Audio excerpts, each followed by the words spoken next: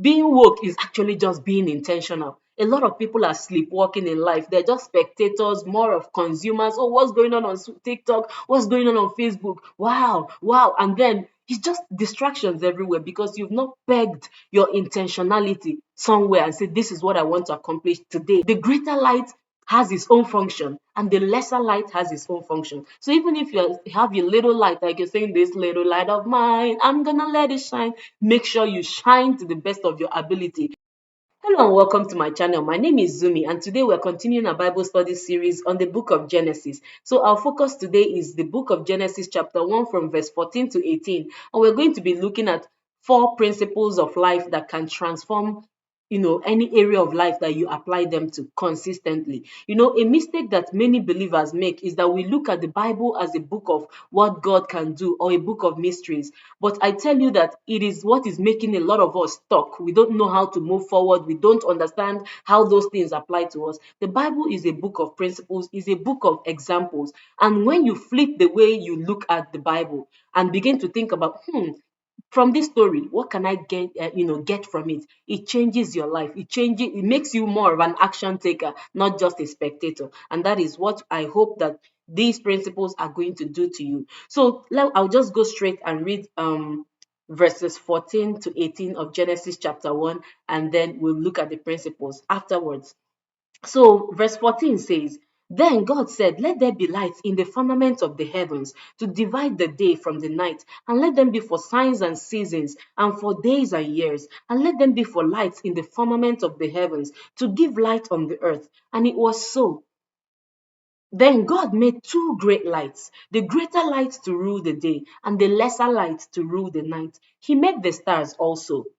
God set them in the firmament of the heavens to give light on the earth, and to rule over the day and over the night, and to divide the light from the darkness. And God saw that it was good. So, what are the principles that we can get from this portion that we've read? So, principle number one is that you need to become more purpose driven on a day to day basis. And what does that mean? If we look at everything that God did, He did it for a purpose. He created the light and He said it's going to be for days and years and seasons and times. He created the light and He said, oh, some of them are going to be for the day and some of it are going to be for the night. So every other thing He created, when He created the seas, when He created light, every single thing, every single activity He engaged in had a purpose. So He knew the end result He wanted, and then He went ahead to perform that action. And that is what a lot of us miss. Well, sometimes you wake up in the day and then you don't even have anything planned for the day. You're like, okay, what can we do today? What is there to be done? And that's why you feel bored sometimes. When you don't have something planned, you just go with the flow. And again, another thing is that sometimes we do activities. We see everybody, oh, it's time to watch TV, it's time to do this. It's not that those things are bad in themselves, but if we begin to be more intentional in whatever it is that we choose to do, then you find out that your life becomes more meaningful. You wake up and you decide, this is what I want to accomplish today, and then you go ahead and do it. And intentionality is the mark of being woke. Being woke is actually just being intentional. A lot of people are sleepwalking in life. They're just spectators, more of consumers. Oh, what's going on TikTok? What's going on Facebook? Wow, wow. And then it's just distractions everywhere because you've not pegged your intentionality somewhere and said, this is what I want to accomplish today. This is what I want to accomplish this week. So, a quick tip for you if you want to become more intentional. I normally use to-do lists, and I make sure that the to-do list for each day kind of reflects a part of my the call I feel on my life. I make sure it reflects something about doing something with my children and every other thing that matters to me. Self-development and all the rest of them. And that way it keeps me focused. When I start getting distracted towards the afternoon, I'm just like roaming around. I'm like, hey, where's my to-do list? And it kind of brings me back on track. And that's something you can consider. Seek to be more intentional. And then number two principle we're going to look at is we are the light of the world. So you see here, God created the light, and the light He created was not to shine in the heaven. Yes, it's out there, but it's shining on the earth.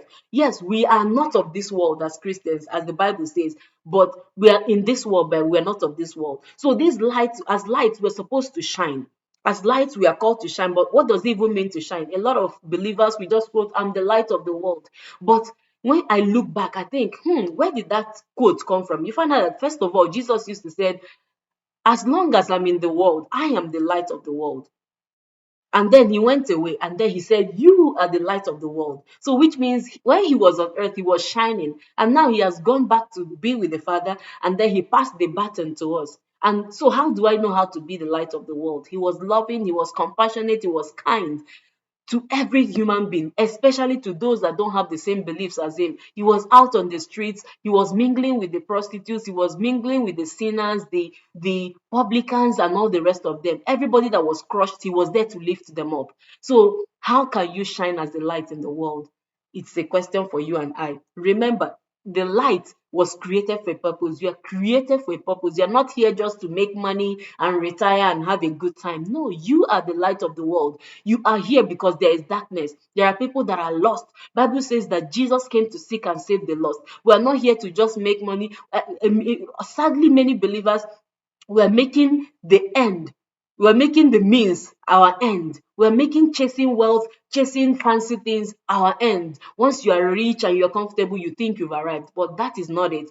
Beyond those things are a means for us to be able to fulfill this purpose, to shine this light. Even if you're compassionate and you don't have enough money, you can just say, oh, so sorry, I'm so sorry. But what if you have the means? What if you have a house that you can share with someone? What if you have the money to support? What if you have the words, the education to be able to, train other people and bring them out from, a mindset of ignorance? So begin to think about these things. How can you shine your light? How did Jesus shine his light? How can you shine your light? It's not just about doing miracles. Kind of find a way to, step it down. How can you practicalize it? How can we shine as lights? So it's a question for you and I to think about. Let's stop doing religion in the four walls of churches. Let's go out there. That was how Jesus shone his light. So that's another thing for us to consider today. Then number three principle is that God made two great lights to rule the day and to rule the night. And but these lights are all important. Each light is important. He said the greater light rules the day and the lesser light rules the night. The sun is important, but the moon is important, and the stars are also important. Imagine if the sun says, wow, I'm shining. I am the light. I'm the only light that is required. But then it can only shine during the day. Then at night, everywhere is dark. So what this teaches us is this. You are important. There may be people around you that, okay, they have been entrusted with a lot of responsibility. Maybe in the church, the pastors, for example, we make a mistake. We think, wow, he's the man of God. He's the only one that can receive from God.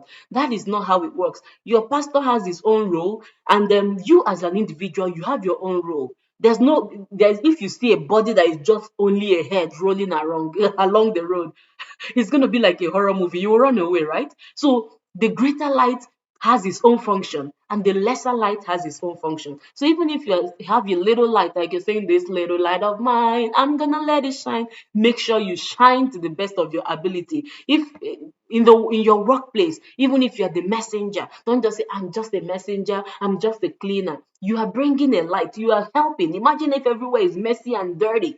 In fact, so what this teaches us is, don't look at where you are. No matter where you find yourself, even if your position seems insignificant, shine your light. Be the best that you can be. And I tell you that as long as you're committing to being your best, the best version of you, not the best version of another person, man, you're going to make it in this life. You're going to live and like you're going to make huge impact on everyone you come across. And that's it. So don't look down on what you have to offer. And then finally, the last principle we're going to look at is that you see that there was a light during the day, which is the sun, and there's light in the night. There's always light, even in the dark. So what this means is there is always a way, even when it seems to be no way. In the Bible, it talks about good times as the day. Say weeping comes in the night, but joy comes in the morning. So in the dark seasons of your life, it doesn't mean that you are completely lost.